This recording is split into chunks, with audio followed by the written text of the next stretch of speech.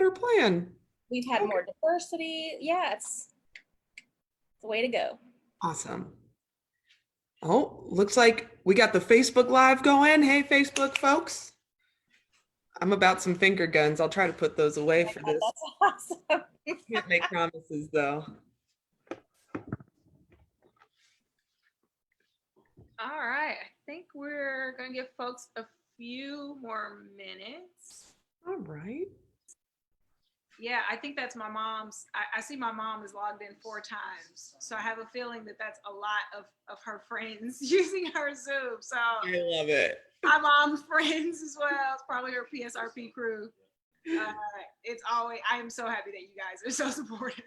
Okay, can we count on them for all the hard questions? You know what? I think we can. That is a group that keeps folks on their toes, and they are used to holding their elected officials accountable. So I think we can. Yes. Maybe, I mean, Mom, feel free to type like a cute little Phyllis story in there. Like, who knows? You might get to, you know, how her coffee addiction started. You know, she has plenty. She has plenty cute ones and ones that, yeah, are probably not as cute. So Ones you hope are never repeated. Ones that will be never repeated.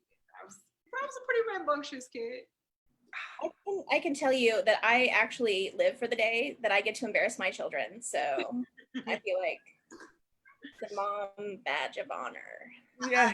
I think it is one of those additional small things given to every parent, given how hard they work. It is the fact that you will forever be able to keep your kid, you know, humble. Yes. Yep. You got to take the little wins. 100%. Hopefully my dog stays quiet throughout the duration of this. I think he should. He's a cute guy. Cute guy. Oh, look, we got a mom story already. Oh, we do have a mom story. Mom, I did not actually know that you were going to actually chat things. Yes. Thank you, Mom. That was sweet. Guys, you can't see, but Mom said that I was a superb. What do you guys can read it? Just I was gonna say, Mom says this. Phyllis was a superb baseball and basketball player, which sounds like there should be some sort of like horse with the candidate at the park. There should be, right? Should be. I'm actually fantastic at horse. As long as we play NBA rules, no ducking allowed. I am pretty good. That's fair. Yeah. There we go. Awesome. Yeah. As soon as we get the with the boards off the basketball hoops, we're going down. Hey, that'll be a good time. I need to learn how to play soccer though. That's a very popular game in the neighborhood. That is very true. You know, a soccer. So, Phyllis, my friend Finn can hook you up with that. Oh, good to know. He's an extremely good goalie. You know, in my mind, I like to think I would be good as a goalie. At least then I can use my hands, right? There you go. There we go. All right, I just got this from. Is that which makes me think that we could get started when you guys are ready. Lovely. All right. Well, hello, everybody. Super happy to have everyone here this evening for the second of Phyllis Hardwick's town halls. My name is Krishna Lee, and along with Leslie here, we will be co-moderating the event tonight. I'll give you a quick background on us, and then we will kind of jump into some things. So, like I said, my name is Krishna. I am the athletics director for Kansas City Parks and Recreation. Though I have to put a disclaimer on this, I am here on my own accord and not as a representative of the city. In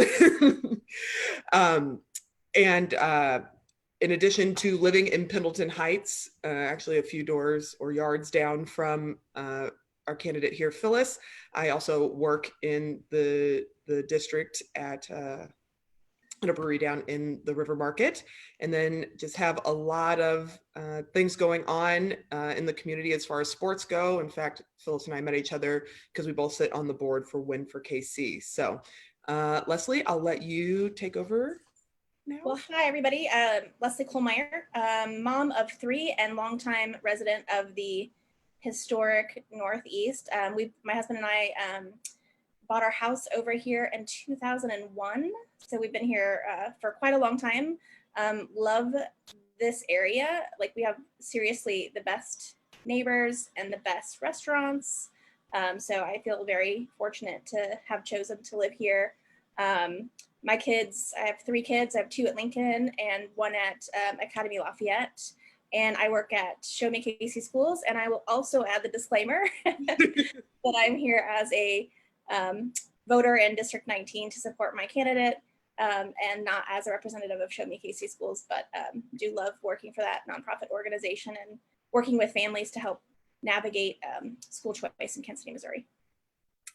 Awesome. So as you all hopefully know, we're all here to get to know the candidate, Phyllis Hardwick, who is running for Missouri House in District 19, which stretches from the historic Northeast to West Independence. And just a couple quick housekeeping so you know what's going on. Leslie and I have prepared some questions, so we are going to start off asking Phyllis some of those.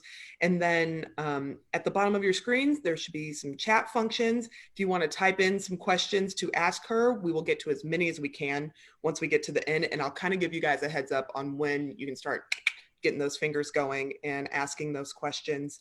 We're hosting this on Facebook Live, so it will live there as well as on the website. So now we get to jump in and really get to know the candidate so we can know where what issues are important to her, and then by virtue of your questions, what issues are important to you. So Leslie, if you want to jump off and take these first round of questions, and we'll get started. Okay.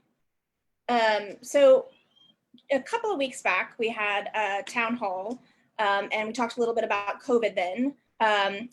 So we're further down the road. We're reopening businesses. We're lifting restrictions. We're going through the reopening process. Can you talk to us a little bit about your thoughts on that process and where you see our city headed? Yeah, I think I'm first going to answer this as just a fellow resident like y'all. And I am still worried and concerned and confused. I'm a person that is privileged to actually have time to read a ton of the newspaper reports, both at the local and national level. And I am still struggling to figure out, is it safe for me to go outside? Is it safe for me to go to the grocery store? Is it safe for me to have friends over? And when you compile that the information that we're getting from the local level and the information that we're getting from the state seems to be written from 2 totally different sources with 2 totally different pieces of information, I empathize completely with, frankly, the folks like you, Leslie, who are raising kids and very busy and really just want to have that information so they can do what's right for their families to keep themselves safe. So I would love to see us get a little bit more clarity of information. I would love to see us get more supports for our small businesses. As we just talked about, Leslie, we are home to some fantastic restaurants and retail here in District 19. And frankly, I haven't seen them all reopen. And I wonder if they will, because are they getting the resources they need to be successful business and frankly job creators here in our community? So I'm worried, I'm scared. I also know that we are an amazing district here in District 19. If there's anyone who's going to demand that we get better representation, it's going to be us. And I'm excited to be running for office so I can be that choice. So you touched on it a little bit, but as we are seeing kind of a spike in cases with about between in Kansas City specifically, but across the state, about 300 new diagnosed cases a day. How do you think we can continue to protect families, but also ensure that people continue to have an income, that our economy continues to remain strong, and that we're doing exactly like what you pointed out, supporting those small business owners and community members with their reopenings? Yeah, and again, I think it goes back to that information. In addition to that, we do need to give people the things that they need in order to move about in the city in the way that we do deem is safe. And so, one, I think contact tracing has to get a lot better. I know that there are some recommendations that have come out from both the national, state, and local level on what that should look like. I worry that those policies are not being followed. As someone who's been in this space for longer than 10 minutes, I didn't have anywhere to sign my name so that if I were exposed to someone with COVID-19, I can know quickly. I will say that I think we've gotten a little bit better with testing. I've gotten a couple calls from organizations that are trying to get more folks tested. Frankly, our nonprofit groups have really stepped up to provide space in their parking lot so more people can be tested. But I do think we have a long way to go in just making sure that people can be safe. And we have even further to go to make sure that our small businesses are being taken care of, which is frankly at the heart of the economy here in District 19. So, I expect my representative to help me with that and give me that information and frankly be that connector of information between local and state. And we have to get a lot better at that. And I'm hoping we will once I'm elected in August. Okay, so with that in mind, what role do you see yourself playing as our representative for District 19 and advocating for some of those things if you were to be elected? Yeah, so now that my mom let y'all know that I was the best ball player since sliced bread, and a fantastic baseball player as well. My mama said it, y'all, so it's true. Seems to be a stretch, but continue. I'll give you a bit of an analogy. I mean, I think that our representative is responsible for both playing offense and defense, right? The state has access to resources that we don't have here at the local level. And so your representative should be the person that's able to take you as a constituent and make sure that you're being connected with those resources, whether that's you as a parent having questions or if that is you as a small business owner having questions to navigate us through that time. So that's the offensive part. Our representative is also responsible for playing defense, right? There is some foolishness happening in Jeff City. And I think regardless of where you sit, everyone is concerned about the information that not only is coming out of Jeff City about COVID, but the information has come out of Jeff City about how to make our community strong, how to make sure that we're still funding our schools, and how to make sure that we're doing common sense things to keep our folks safe. And our representative is our kind of line of defense for making sure those things happen. So as you can see, I was a fantastic ball player. I'm comfortable playing offense and defense. And I think that that's the role that any great state rep should be doing. Were you a very good ball player? I was a good ball player, y'all, but apparently I now have to go when it's safe, host a game of horse when the ball courts open back up, just so I can prove that I was a pretty good ball player. Got to prove yourself. Yeah, I can't play a full court game now. If you have me trying to run, if you have me trying to run him down the court, I will prove my mother not to be right about everything in life. It's okay. We've all been inside too long to expect that. Let's switch gears just a smidge here.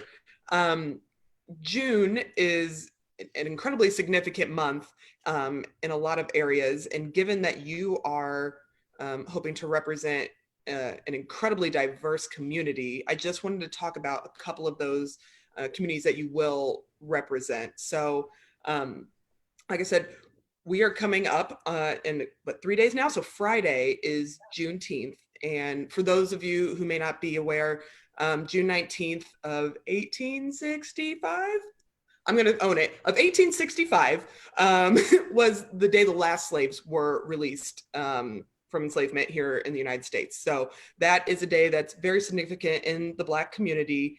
And given the times that we are sitting in right now with being in the midst of such a grand movement, can you reflect and discuss a little bit on your thoughts on what needs to kind of continue to progress to serve all of us, and then how you see your role in the House doing that?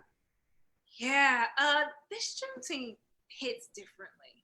I think Juneteenth is always a day of reflection and frankly just paying respect to the folks whose resilience and sacrifice got me here. I would not be here in front of you today as a Black woman running for office without that legacy that I come from. So it's an opportunity to pay homage to that. But the part of Juneteenth that I'm really living with right now is that unfortunately it's celebrated because it was 2.5 years between the Emancipation Proclamation and when those slaves in Texas actually heard of it being written and passed, right? And that moment in time where 2.5 additional years happened where folks were still enslaved, even though the letter of the law at that time had said that they were freed, is something I'm sitting with and connecting with today. I think that folks thought that Black Americans were in a place in our country that we frankly are not. and are living through beyond 2.5 years. We're living through now over 60 years of this moment of progress that we all celebrated that still has not led to life, liberty, and pursuit of happiness for all Americans, particularly folks who look like me. So I will go to Jeff City kind of with that fire and spirit in mind, knowing that I would be representing one of the most diverse districts in the state, and knowing that some of my constituents don't feel like they have access and are fully included to not just the political process, but what it means to make sure that you are getting the access to great jobs that you deserve, access to great education that you deserve, and actually safely able to move about the streets. So it's a weightier year. It's a weightier Juneteenth for me. But I'm still going to do that work to make sure that I'm going to Jeff City with that in mind. Let me just sidebar off of that a little bit. I know personally, I felt like this time has felt a little different than what you've talked about, like the last 50, 60 years that we've been living in.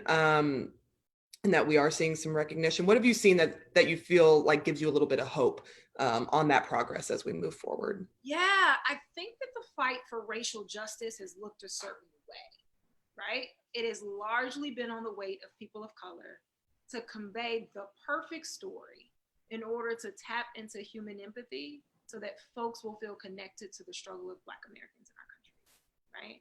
And what's made it different this time is that our allies are actually taking it upon themselves to educate other folks that look like them in order to progress Black Americans, frankly, access to full liberty, life, and pursuit of happiness in this country, right? And that's something that's different.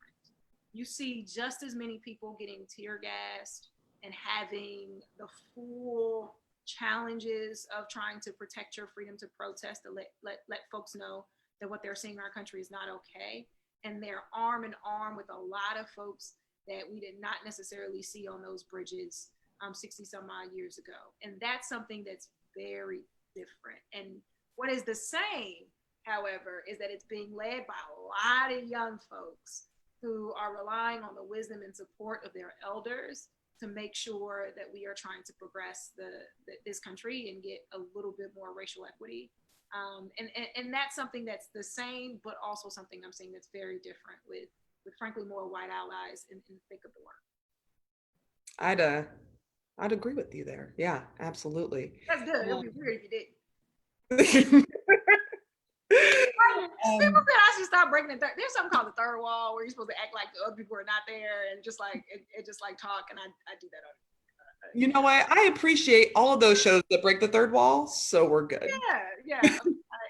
I probably would not be on a sitcom because I would be talking to the audience every time they laughed.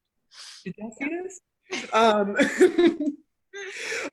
So I know you brought up allyship, and I saw, I mean, I guess I felt it personally from you yesterday as actually the first person who informed me as a queer Black woman and neighbor that the Supreme Court made an incredibly historic decision yesterday, right? And we had some conversations about it and celebrated a little bit because we had to just find some joy right now, which was great. Can you kind of discuss that decision that was made and then how you plan to sort of represent the LGBTQ community as you move down to Jeff City? Yes. I remember being in graduations, and sometimes you would hear these aunties yelling in the audience as if they just graduated. And frankly, that's a little bit of how I felt yesterday. It was not fully my position to fully appreciate the celebration of that moment because I don't bear the weight of that oppression. However, as an ally, I couldn't help but cheer and root because we got that much closer in our country to make sure that people were fully included for who they are. And it's long overdue. Missouri and Kansas. Kansas, I'm looking at y'all too. We were two of the disgraceful 28 states that still allowed someone to be fired for who they are. And that is an awful fact, an awful statistic about our two states. And yesterday, that was no longer true. Now, there is still work to be done. I think we can appreciate the milestone, and like that loud auntie at the graduation, I am still yelling and appreciating that milestone. But at the end of the day, you can still be evicted for who you are in our state, and you can still possibly face discrimination in our healthcare system for who you are. And that is not okay, and something I would work very, very hard to make inroads in when I'm in Jeff City. But glorious, glorious day. Glorious day. Wonderful. You are that auntie. I should get you a cowbell or something. So you I'm can an just, auntie. You know, back to sports. I was not playing soccer. I saw some kids playing soccer a couple months ago, and I asked them if I can join in, and they kind of looked at me like they were worried I was going to break something. And it was at that moment that I realized I may be on the path to auntie status. Yeah. I mean, it's a great status to have. So I think if you're on your way there, you're doing it right. I need to call some of my aunties. I think I've probably got some aunties a lot now. Ask them what's the full suite of benefits for auntie status. I think there's something about needing to have gum in your purse too. So Yes. yeah. And please start referring to all people younger than 18 as baby, and we'll be good. I will practice, because apparently I didn't know it, but I'm in auntie status. Now you're on. Okay, so I have one more question for you. So everybody that's watching, if you have questions for Phyllis, start typing them in those chat boxes now. Like I said, we will get to as many as we can as time permits. So we'll jump into this last one. Phyllis, I know that, I mean, obviously you were an incredible athlete, but you're also a very big sports fan. And we've talked about like what football will look like when we come back in the fall, right? And having that conversation switched us over to something that's far more important, which I think Leslie can get on board with, is what will school look like when we get to the fall, right? It's been so up in the air. What sort of thinking do you have surrounding that? And feel free to make this brief, because I know your next town hall will be over the topic of education. So this can be like a nice little appetizer for everyone to get them come back for the next one. It can be. And education, I know, is a topic that a lot of elected officials shy away from, and I want to lean in. So I do look forward to the next town hall being specifically on that topic. We know that school's probably going to look different. But the thing that's concerning me most about what school looks like in the fall, because I do trust our teachers and our leaders to try to figure out how to make sure that we're still educating babies in a way that's safe. I worry that parents are not getting access to the information they need right now so that they can start preparing. We have to remember that our families look a lot different all across our district. And what all of them need is access to information of what options school could possibly look like so that they can start preparing, right? So is it going to be an attempt to be, with everyone in class, and a possibility that we may have to shut down? Is it going to look like virtual learning only? Is it going to look like a hybrid of the two? What options are on the table? I think we need additional transparency from all of our schools, so that parents can start to understand what those options look like for their family. Y'all got to remember, we start school early here in Missouri, okay? Usually our teachers are reporting towards the end of July, and we're starting school first or second week of August for many of our schools. Maybe third or fourth if you're on a little bit of a later calendar. But that is really close. I know y'all, because my election is August 4th, and I feel like it's tomorrow. So we have the responsibility to make sure that our parents can understand what options are on the table for August so that they can start making their preparation. Because if you're a single family mom, right? If you are a 2 working household family that is not a white collar job that you can comfortably do from home, you have to make those preparations now. And we need to give our families as much time as we can. Absolutely. I will jump in and say that I see y'all. I know it's hard, and know that I am advocating on y'all behalf to get as much information as we can. Leslie, I think I cut you off. Yeah, something. Oh no, I was just going to say, if anybody is watching that is a parent at KCPS, please check your email and your spam folder, because they did just send out a survey wanting family input on what school would look like in August. And I think you need to make your voices heard about what you'd like to see school look like. So if you are a KCPS parent, please log on and answer those surveys and help them make the decision. Great, that's fantastic. Awesome. All right, like I said, toss those questions in those chat boxes. we do have one. Leslie, do you want to take it? You want me to take it? Sure. We do have a question from Doug. The Supreme Court decision yesterday was a huge landmark case for the LGBTQ community. I paraphrased for him, I'm sorry.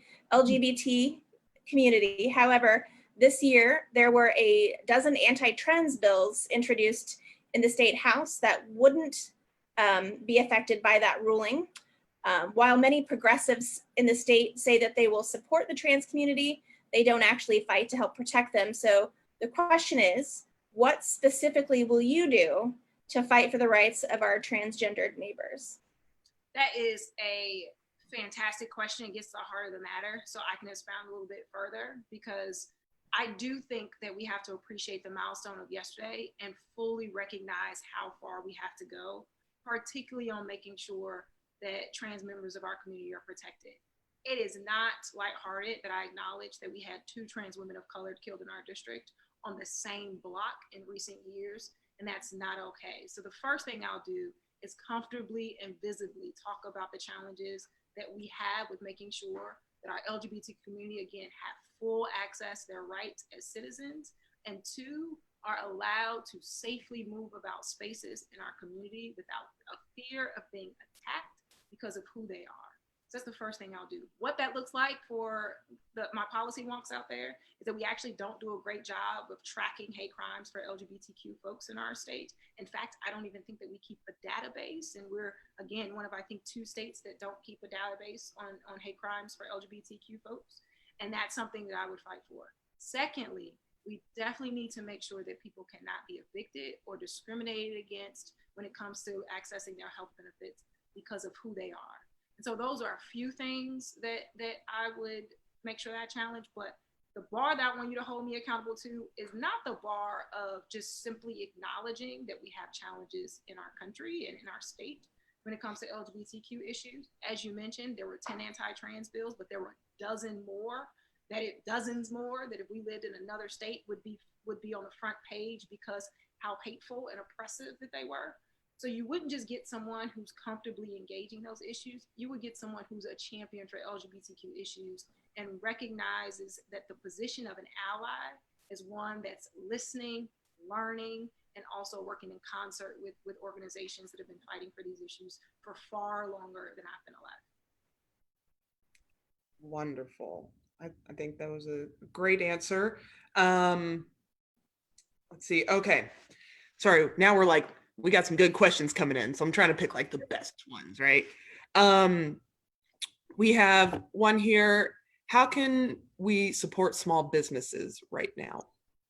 That's a great question. And I've been told I need to stop saying that's a great question. That's a fantastic question. Hopefully it's good. Yeah, switch it up, please. So I think the first thing that I like to talk about this stuff because I think small businesses are the thriving part of any economy, and we need to protect and support them more instead of just simply protecting corporations, right? So the first thing is that when you're launching a small business, it's actually hard for you to get access to the typical tools you need for your business to be successful. That is workers that are capable and have the skills to do whatever your small business is doing. The second thing that you have struggled with is getting access to capital, money, so that you actually can launch and grow your business and take your business from a worker usually of 1 to hopefully a worker of 5 or 6, right? And so there are some organizations, one of them being CDFIs, community developed financial institutions. These are nonprofit banks. These are the good guys that provide those small microloans to small businesses so that they actually can go from one worker to 5. And they don't get the full support and the backing and access to resources that other groups got. We had to wait months before we can determine whether or not they were even eligible to distribute PPP loans, while the large banks were able to kind of figure that process out rather quickly. And if you are a business of 1 or 2, you're more likely to be going to a CDFI or, God forbid, a payday lender because they actually understand your business and work with your business type than you are to go to your traditional local brick or mortar bank.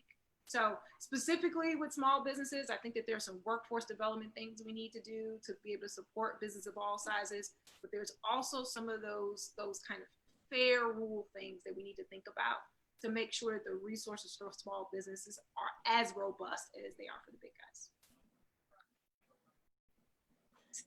Outstanding question. That's better. Superb question. Superb. That's another good one. Okay. Right now. That question gets to the heart of the matter. Can we start yelling good answer too when you like a Family Feud? yeah. Okay, so I'm up with the next question, and I'm going to pick one of these really hard questions off to the side, and I'm going to go with what's up with the bike? Oh, I love telling this story. So if you know me, and my mom, who's here, can second this, I'm not really a traditional engagement ring kind of gal. I'm right now wearing a silicone ring that I think is $3 off Amazon, just because I am usually athletic. I'm out running around. I'm in the community. I'm, doing community stuff. And having a big ring just doesn't necessarily, I think, fit my value orientation in that way. So I told Spencer, if he was ever crazy enough to marry me, please don't give me a engagement ring. And so he proposed with this bike. There we go. That is behind me. It is a custom painted Euro Cruiser. He did a fantastic job with it.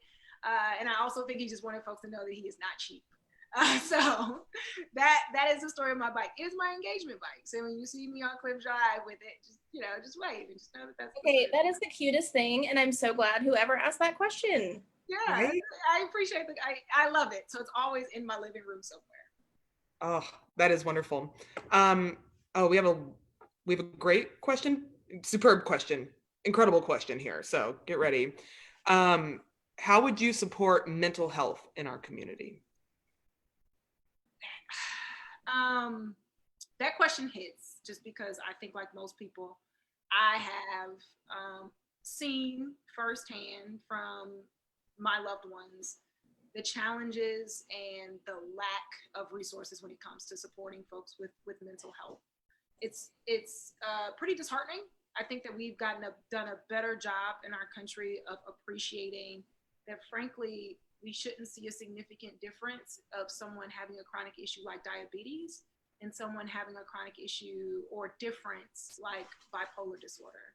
And unfortunately, we usually rely on our police department, our school teachers, and our social workers to be our resource providers for that, instead of medical professionals who are best positioned to help folks with mental health challenges. So I think the first thing we need to do is give more resources. There's been a lot of talk about making sure that we are finding what those resources are, because one thing we can all agree with is that we are asking our police departments to do a lot of that work when it comes to interacting with folks who are in crisis and living with their mental health difference. And so that's the first thing I would fight for, is making sure that we're getting access to those additional resources. The second thing I would do is making sure that we're actually providing those resources early. Your ability to cope and make sure you have full access to happiness, a great job, education system, all of those things are overwhelmingly correlated with if you get supports young, particularly if you get supports as a child. So that's why teachers make it such a big deal when they're negotiating their contracts that we have wraparound support services in our schools, because that is one of those first opportunities for us to get kids connected with those mental health resources quickly. So I think that this is, we like to say all the time that not everything is about money, but frankly, our lack of mental health resources is directly connected to our lack of funding, in addition to some mindset shifts we need to have about making sure that while people are not their diagnoses, they should be able to get access to the resources they have in a completely non-judgmental way, and have access to those great jobs and great schools as well. So I would, another really good question off here to the side. List 3 concrete things that you would change to improve the lives of the people you represent in District 19. The number 3 is always great, because I actually have 3 values that have guided my candidacy. And so I'm gonna talk about those things. The first thing I think is that we need a better workforce. That means access to those workforce development programs, like I talked about, making sure that folks who are launching those businesses actually have access to a workforce that would actually be prepared to do that work. So that's the first one. The second we need to do is strengthen our CDFIs because they provide so much of those resources for small businesses launching for the first time. So that's one, stronger workforce. Second thing we do is better education and a stronger education system. And I get it. We spend a lot of time talking about the differences in our education system and how folks are structured and all those things.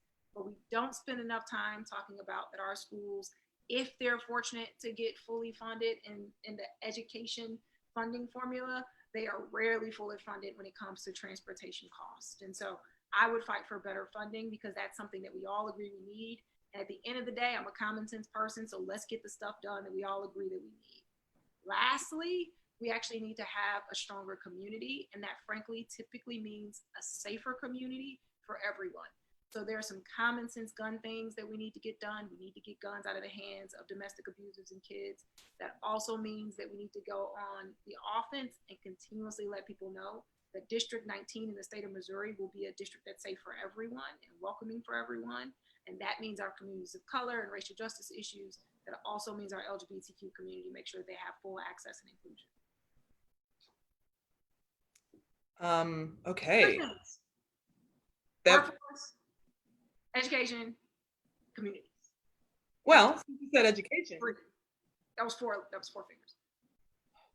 Come on. Since you did say education, I do have another good education question here, talking about early childhood. So where do you stand on funding for early childhood? I stand on the fact that,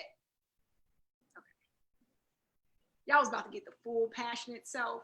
I'm frustrated we're still here because I know what early education meant for me, right?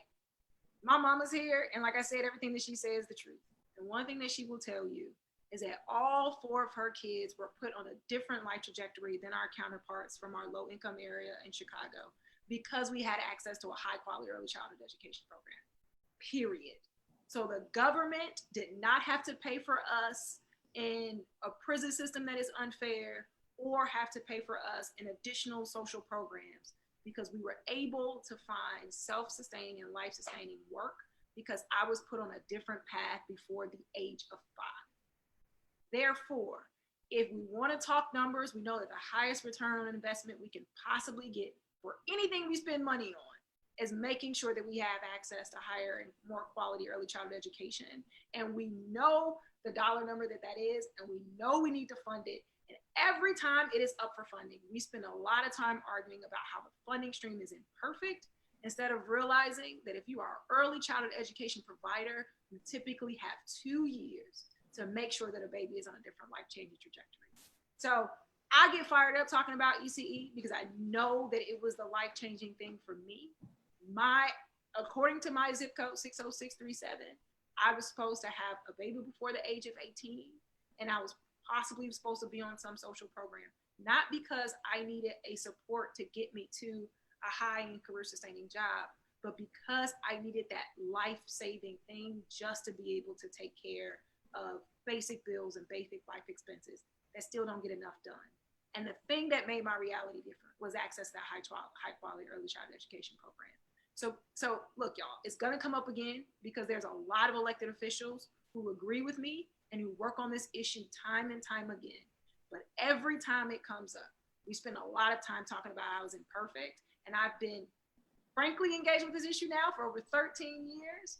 And I've seen it come up nearly that many times, and I've seen it fail that many times. And it's very frustrating. I can add in my line of work that we have 5 applicants for every 1 available seat for free pre-K. So there's a definite need. So I did see this is a really fun question. And I'm gonna add a layer. So the question is, if you could invite a historical leader to dinner, who would you invite and what advice would you seek? And I'm gonna add in dead or alive. I can invite a historical figure to dinner. Who would it be and why? Probably What advice would you seek? I think it would be Madam C.J. Walker.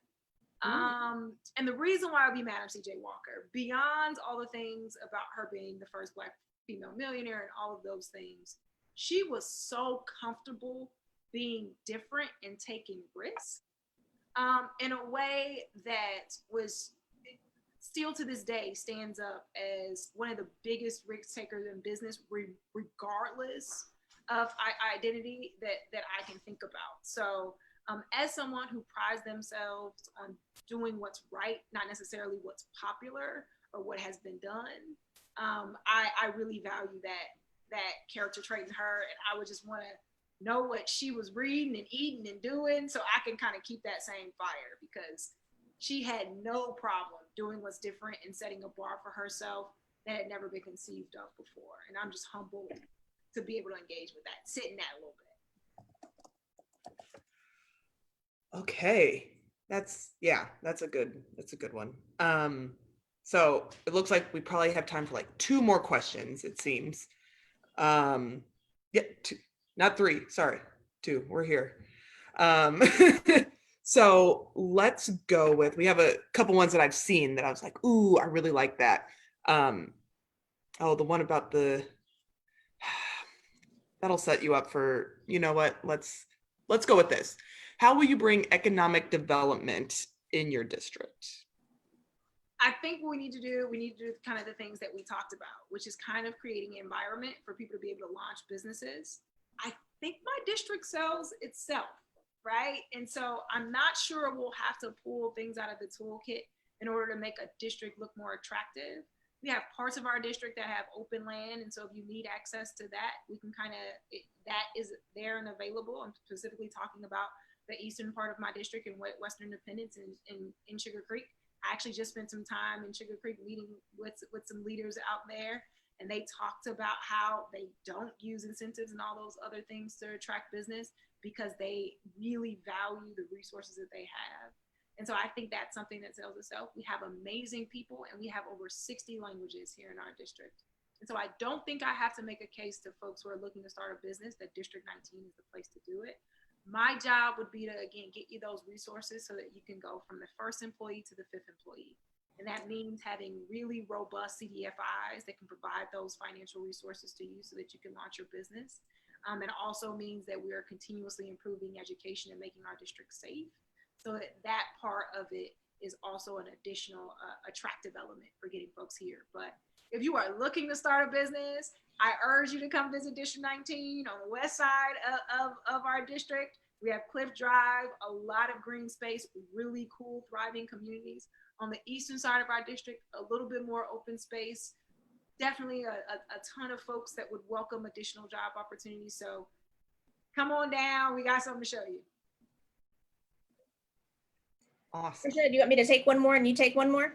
Oh, sure, yeah. Okay, so I'm going to go with as we know, you were a teacher in our district. You're stealing mine. I did. We're going to end on this one. Look, there's the last one is really good, so I was going to leave that one to you. I figured this will be a good setup for going into the next town hall talking about education. Ooh. Do you want me to go with the other one? What's the hardest lesson? Yeah, do that one. Okay. What's the hardest lesson that you've learned in your career thus far and that you feel that you can leverage as a leader in District 19? Do you like how I did the facial expressions? Yeah, the hardest lesson that I've learned is to ask for help before you think you need it. I've made some career shifts. I went from teaching into nonprofit management into the private sector. And with all of those, I think there's this instinct to try to show what you know first and then kind of wait till you need help to ask for help. And you get there so much quicker if you actually ask for help before you need it. So my pitch to folks in the community, as I've talked to them about my candidacy, is that I like to think that our campaign is presenting something new, that we're going to be successful August 4th. So I want to talk to you now because I owe my constituents the responsibility to be really, really good at my job day one. And getting there day one is too late. So I don't think that the campaign stops August 4th. Don't get me wrong. Some parts of it do. But the learning and listening and engaging, that part will continue until I'm there in Jeff City, and it will continue after that too. So ask for help before you need it was the biggest, hardest lesson I've had to learn in my career. That's a great answer. I feel like I'm gonna carry that with me immediately. So Do you want to do the good answer? Good answer. Let's go ahead and do that. Good answer. Good answer. we're definitely not getting an X on the board on that one. Okay, so last question for you, Phyllis. Like we said, your next town hall is going to have a focus on education. And since you were in the classroom, how did being a teacher prepare you for office?